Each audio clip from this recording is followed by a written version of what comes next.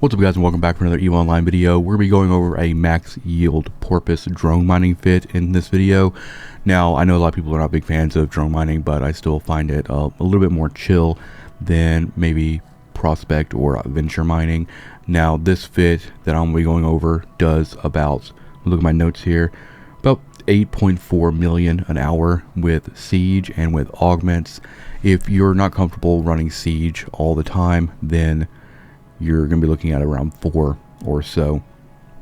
The strategy here and what I normally do is I'll just get to the belt and I'll just approach one of these rocks and get really close to it and then just throw out the drones and kind of let them do their thing.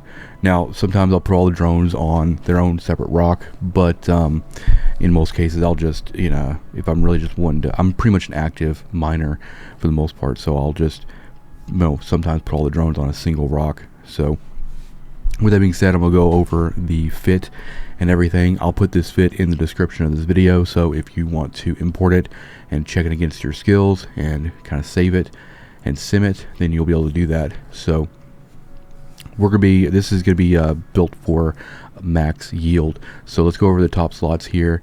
As you can see here, we're getting bumped by these NPCs, but we've got the medium Asteroid compressor, which is what we'll need. This will allow us to stay out for a very, very long time. And then we have the medium Industrial Core 2. I'm using this just to maximize yield as well. And then improved cloaking device. This is useful if I want to take like a break, get up from the computer for maybe 5-10 minutes. I can suck all the drones in, get 3K away from all rocks or anything, and just cloak up and just kind of take a little break. And then I'm using an auto targeting system too. You don't actually have to have this thing on. What the purpose of this is to extend the amount of targets you can have locked. So normally it's 5. I usually like having more additional targets so that when a rock dies, I can immediately put drones on the next one instead of waiting for targeting. Because if you have 5 drones and you have 5 targets, then you lose a little bit of time waiting on that that next target. So as you can see right here, we've got 8 targets up right now, and that's kind of how I like to run it.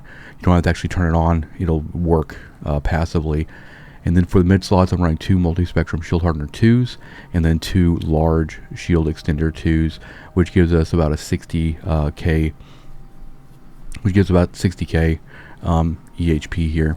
And then also I'm running Inertial Stabilizers II in the lows. This allows us to have a lot better alignment if you're not sieged. So we're looking at about 4 seconds if we're not aligned with those.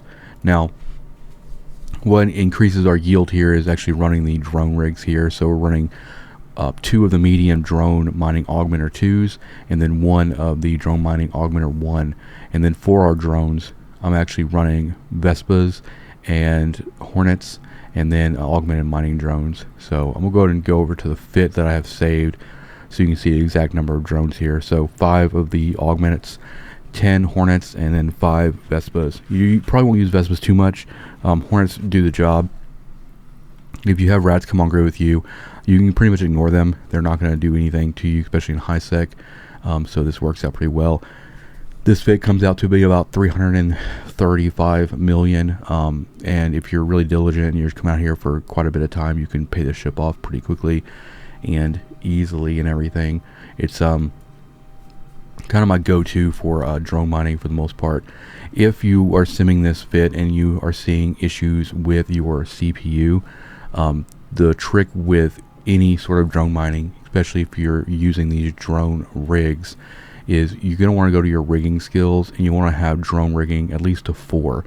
The drone rigging skill will lower the CPU penalty of those rigs and allow you to fit more tank. And a lot of the drone fits that I share on this channel utilize drone rigging 5 or 4, and I fill in a lot of tank for all that stuff. So we're just kind of chilling out here. I've got the siege module on. I got everybody on a separate rock. Chances are, once we kind of clear the vicinity here, I will start just putting all the guys on a single rock. You can run like 4 mining drones and have one of the Hornets out, so if any rats do come on grid, that one combat drone will take care of that rat, and you don't have to suck your mining drones in. But in most cases, I will just, since I'm really close to these guys, I'll just suck them all in, throw out the Hornets, they'll take them down really quick, and then I'll throw the mining drones back out and put them on the rock. That's also another benefit of just putting all the drones on a single target, is you can kind of get them in and out of where they got to be. Now, to maximize your yield per hour, you're definitely going to want to minimize the distance between the Porpoise and the drones. You want them to have as little travel time as possible. And as you can see here, we've been out for a while. We've got quite a bit of stuff going on. I usually just leave the compression window up, and I just kind of compress as I go. The other thing too is, like, if you're not comfortable with just staying compressed or staying sieged all the time, you can essentially just turn on siege when you're about to fill up the Porpoise, and then compress everything and then turn it off. But you're cutting your yield in half by not using siege. And the siege cycle on this is like 75 seconds, so it doesn't take very long to get out of it. You still, best practices in terms of mining, and that's just using D-scan, kind of keeping an eye on local and everything like that. But overall, I'm either out in a Mackinac, but coming out here and doing this, it is lower yield than like an Exhumer or barge, but it also allows me to just hang out for a very, very long time. And in terms of heavy water, I usually fill up the fuel bay with heavy water, fill up the fleet hangar with heavy water as well, and then also this cargo hold, and I'll usually just cap it off every time I go out. With the Tech 2, you can be out for a long time with filling up all these holds, and I usually keep a good stockpile on hand anyway. So the amount that the drones actually mine, the value per hour you get from this yield, you don't have to worry about taking any heavy losses from the heavy water that you consume. It's negligible. Heavy water is so cheap, and if you are worried about that kind of thing, then you could also work on mining ice yourself in high sec to help. That's a good source of actually cheap heavy water if you're really worried about that. But if you actually run the numbers about how much you pull in for compressed ore value, and then how much heavy water you've used in the time to mine that, you'll notice that it is so small and insignificant. So, and if you still want to like kind of min-max that too, you can actually back down from using a Tech 2 industrial core to a Tech 1. It will be significantly better on consumption, but your yield will be a little bit lower. So for instance, this uses 150 per cycle, but if you use a Tech 1, it's like 25 per cycle, right? A big savings there. So it just kind of depends on how you want to kind of configure.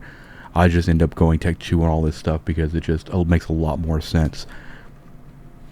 I don't really recommend going AFK with this kind of stuff. AFK mining is just not really a thing that you should be doing.